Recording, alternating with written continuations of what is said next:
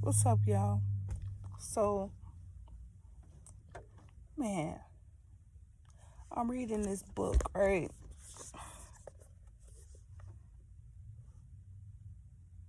It's called All Hope is Found by Sarah Jakes Roberts. Shout out to the Salvation Army because I found this book for $2, right? But she had 3 questions in the at the um at the end of the chapter that I wanted to talk about.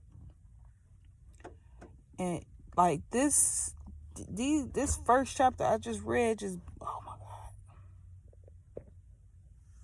this first chapter I just read just really put a lot of things in perspective. But the questions at the end, it really got me thinking. The first question is, what's the difference between having no expectations and having hope? Which route makes more room for God? Having no expectations and having hope. I don't know. Well, you know I'm right here. The sun just being the sun. But personally, I feel like having no expectations is leaving a lot of room for God to surprise you. But having hope is holding on to a desire that you want. If that makes sense. Like I don't know. It's a reason why I'm reading this book, because that is a answer that's been circulating my mind for a little minute now. Like, faith has been the word, especially like listening to Rhapsody's new song on her album.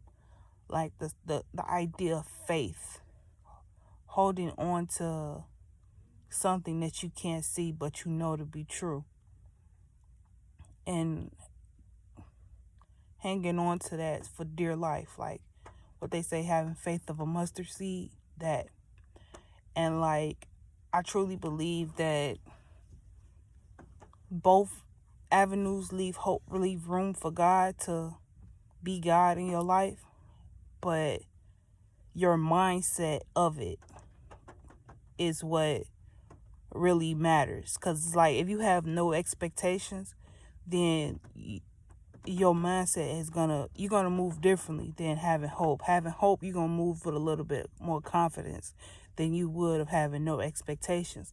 Having no expectations means that you got this "it is what it is" mindset, where,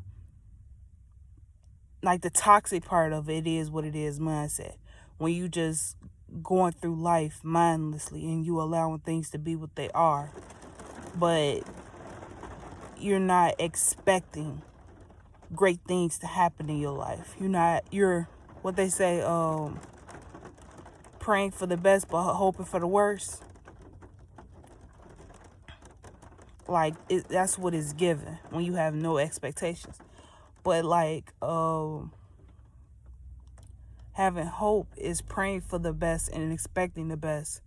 Like, I take heed to when Kevin Gates said that. He said he ain't praying for the best and expecting the worst. No, he praying for the best and expecting the best, because that's what he planned to manifest. It is just that simple. Like, when you have that hope mindset, you're placing your faith in the Most High. I'm glad I did this video, because I just found the answer to the question as I talked through it, which is very interesting. I like that. I missed that for sure. Next question. When was the last time you lived in expectation of something? Try to think back to that moment. What did it feel like? When was the last time you lived in expectation of something? The last time I lived in expectation of something. Currently. Currently my life. I expected that once I got this job, I get a car, I get an apartment, and it'll look like this. I got the car, but I don't got the apartment yet. And it kind of shook up. Like, the way that I planned on doing everything versus how I did everything, it kind of made me feel a type of way. And I lost hope. Even though I got what I wanted, I lost hope in the area that I needed it the most. Like, I ain't gonna say I lost hope, because I didn't lose hope. I still know I'm gonna get what I want.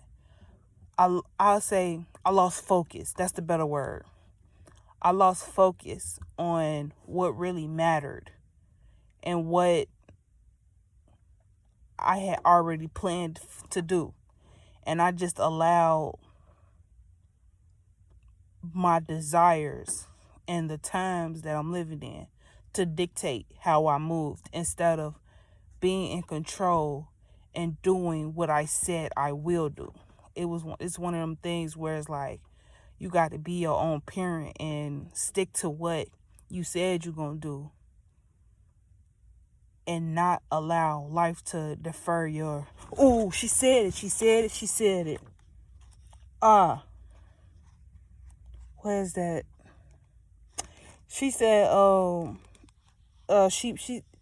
page 8, she said, hope deferred makes the heart sick. And I allowed my focus to be deferred, and it got my heart sick. Like, I felt when she said that right there, when she quoted that Bible quote, I felt that in my heart, because it's like,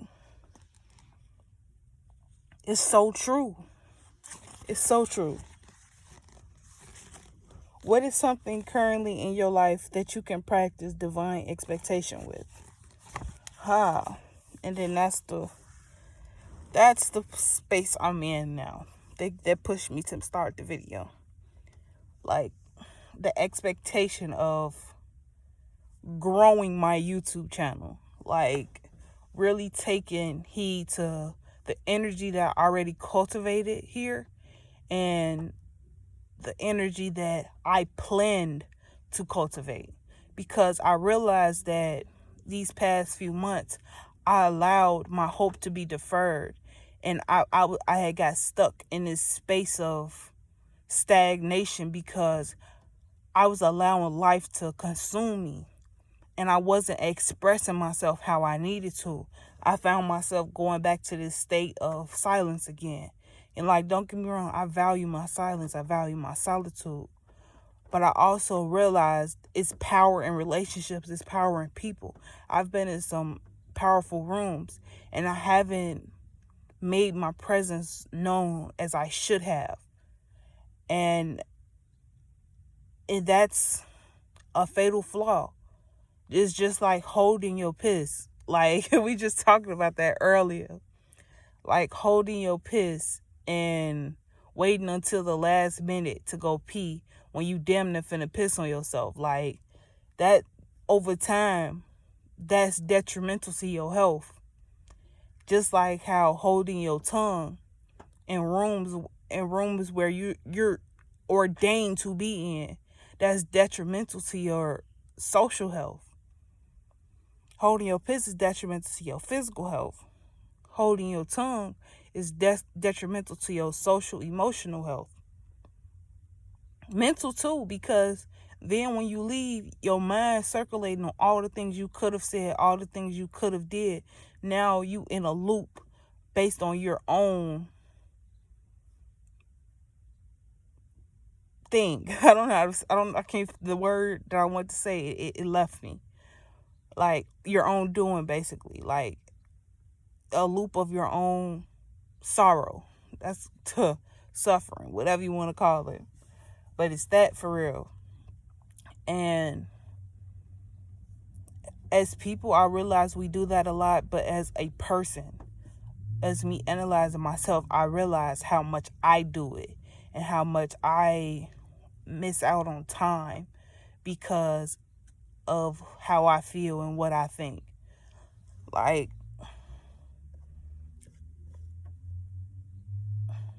it's all a part of life, though.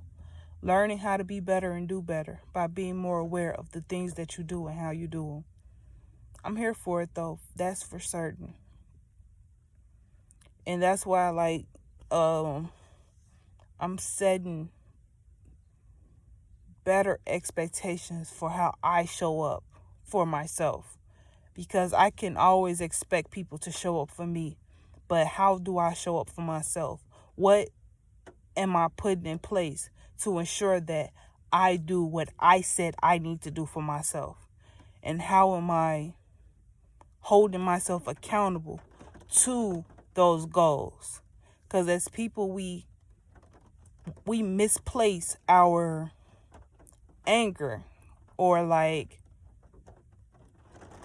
we misplace the responsibility of who's in charge of our life a lot of times, when we shift blame on people, places, and things for hindering the things that we supposed to do for ourselves. Like, perfect example, the conversation that's going around on Instagram, when Cardi B said, no, Candace Owens said that porn should be banned because it's brainwashing men. It's weakening men, is what she said. But I get what she mean. I feel like it's really brainwashing them into a lustful state. And Cardi B said that it actually teaches men how to please people, how to please their woman. Both statements have some truth to them. But my thing is that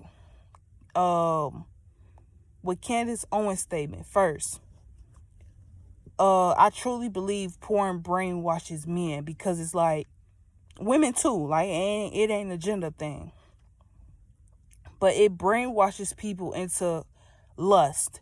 You're so caught up in desire and the antics of what you are doing that you're losing sight of the actual science of what you are doing, the learning experience of it.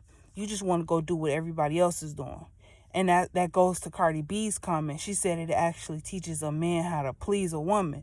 And that could be true for some, but I guarantee you, if you listen to a woman's body, the sex will be 10 times better, because it's a science to it. And that's what is getting lost in translation with the entire conversation. That as people, we've been miseducated, we've been misled, we've been misguided. We find joy and pleasure in these things that are literally detrimental to our health. Like, if we really want to break it down, like, over time, it's one of those things where it's like you holding your piss. And it's like everything is bittersweet. Like, everything is in moderation. Like, as she's just talking about in this book, it's so crazy. Like, I can go on and on for real. But it's wow. I forgot where I was going with bringing that conversation up. But